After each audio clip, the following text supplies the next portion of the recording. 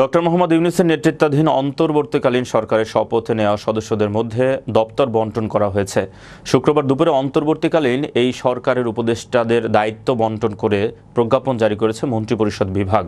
প্রধান উপদেষ্টা ডক্টর মোহাম্মদ ইউনূসের অধীনে রয়েছে 2 বিভাগ ও 25 মন্ত্রণালয়। মন্ত্রিপরিষদ বিভাগ, প্রতিরক্ষা মন্ত্রণালয়, সশস্ত্র বাহিনী বিভাগ, শিক্ষা মন্ত্রণালয়, সড়ক পরিবহন ও সেতু মন্ত্রণালয়, খাদ্য মন্ত্রণালয়, গৃহ আইন ও গণপূর্ত মন্ত্রণালয়, ভূমি মন্ত্রণালয়, বস্ত্র ও পাট মন্ত্রণালয়, কৃষি মন্ত্রণালয়, বিজ্ঞান ও প্রযুক্তি মন্ত্রণালয়, রেলপথ মন্ত্রণালয়, জনপ্রশাসন মন্ত্রণালয়, বিদ্যুৎ, জ্বালানি ও খনিজ সম্পদ মন্ত্রণালয়,